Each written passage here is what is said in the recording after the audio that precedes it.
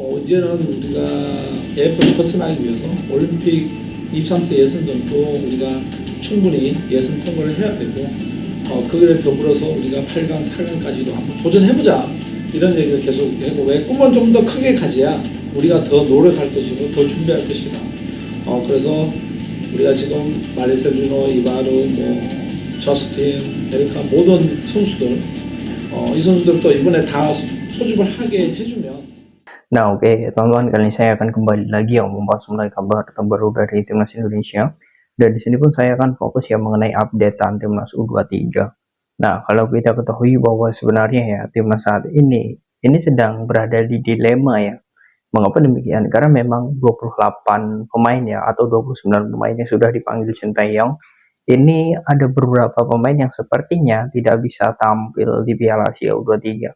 Ya, alasannya jelas, kita fokus terlebih dahulu ke bagaimana ya regulasi untuk Piala Asia U23 ini bukan kalender FIFA, itu yang pertama. Sehingga ya para pemain-pemain yang memang saat ini berada di divisi elit ya atau di kasta tertinggi atau di klub utama itu memang sangat sulit dilepas. Ini seperti sosok Nathan Choaon ya, kemudian Justin Hubner. Ini sudah mengutarakan statementnya kepada media dan juga mungkin permintaan maaf kepada penonton karena memang dia masih meragukan apakah bisa tampil melawan beberapa negara kuat di grup A nanti, salah satunya tuan rumah Qatar atau tidak. Karena memang saat ini mereka akan menjadi pilar penting di klub utamanya masing-masing. Justin Hubner tentu saja karena dia baru saja bergabung bersama Karizo Osaka sehingga dirinya juga akan sangat sulit. Ini pun juga sudah diberikan statement kemarin ya, dia sudah meminta maaf jika tidak bisa bergabung bersama timnas Indonesia. Nah, tetapi ada kabar yang menggembirakan ya, yakni sosok Ivar Jenner. Ivar Jenner ini sudah diumumkan melalui situs resmi klubnya ya, FC Utrecht, bahwa dirinya memang akan tampil di Piala Asia U23 ini untuk membela timnas Indonesia. Nah, ini sebagai bentuk angin segar kita ya, karena kita sudah mendapatkan sosok Ivar Jenner. Untuk Elkan Bagot itu sudah dipastikan tidak bisa ya, karena memang dia cedera dan juga kalaupun dia sembuh itu klubnya sangat membutuhkan dirinya.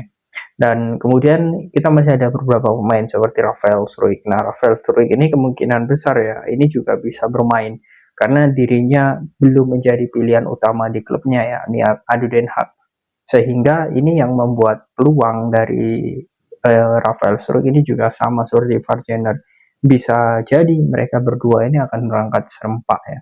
Karena saat ini timnas juga sudah melakukan TC. Oke, ini untuk beberapa pemain keturunan yang akan bergabung dan juga problemnya. Ini kita sudah selesai membahas hal itu. Nah, kita akan mencoba lebih dalam lagi mengenai target. Kalau dilihat ya bahwa target Sinteyong untuk Piala Asia U23 ini minimal ya lolos 8 besar dan ditargetkan lagi untuk bisa lolos di 4 besar agar bisa masuk di Olimpiade Paris. Nah, ini memang menjadi momen ya sebenarnya bagi sosok Sinteyong dan juga timnas Indonesia jika memang mampu meloloskan.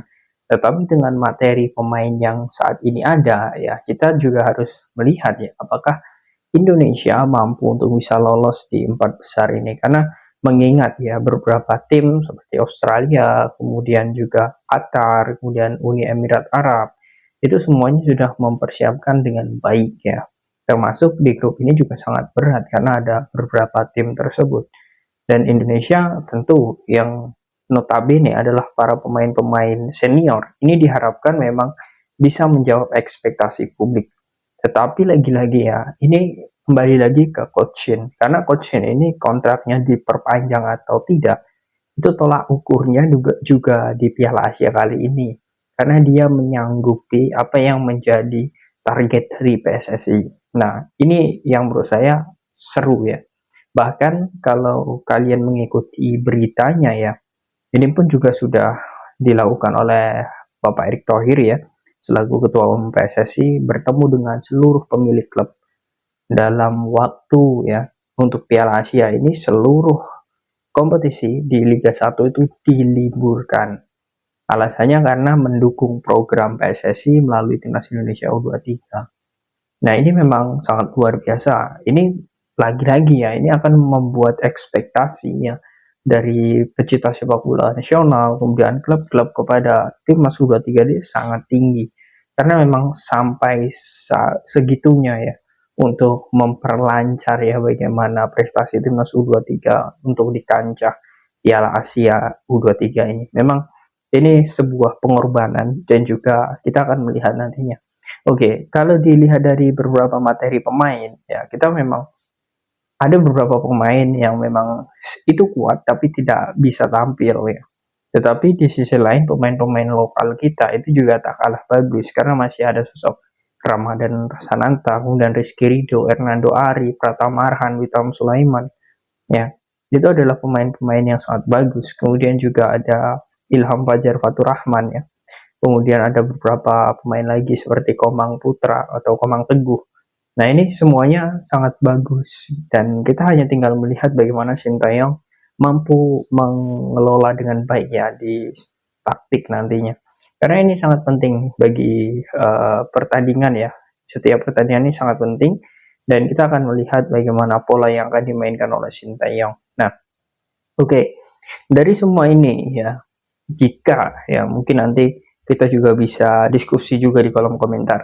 Jika kontrak Sintayong akan berakhir Juni ya diukur dari mohon maaf ya ini mohon maaf saya jika Indonesia gagal di Piala Asia U23 ya menurut saya ini sebuah blunder ya mungkin ada beberapa pihak ya mungkin dari penonton juga yang kurang setuju dengan argumen saya mengenai mengapa Sintayong ini dipecat ya ataupun diputus kontrak ketika memang gagal.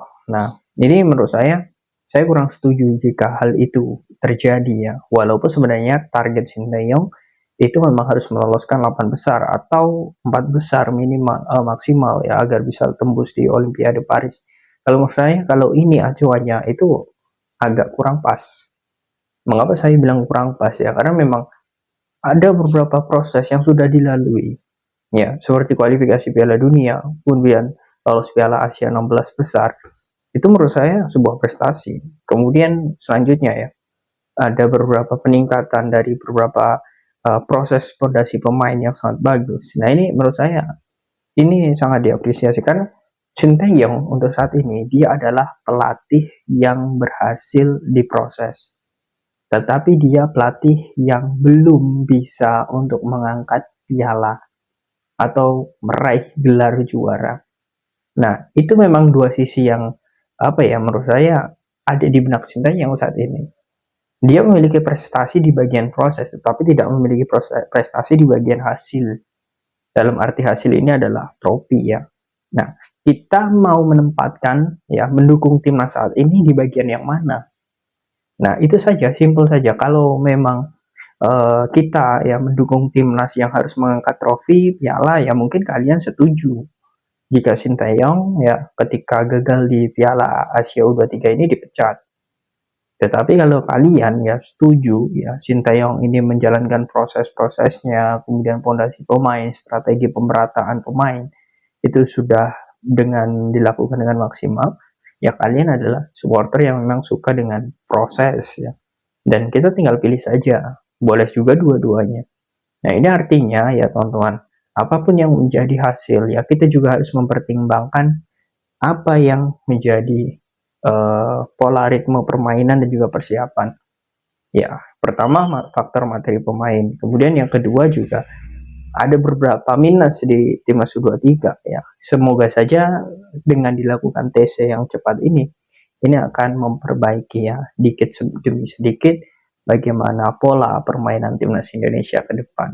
Nah, bagaimana menurut kalian teman-teman dengan skema timnas Indonesia dan juga apakah kalian setuju jika nanti mungkin ya hasilnya kurang memuaskan di Piala Asia, Sintayong ini diperpanjang?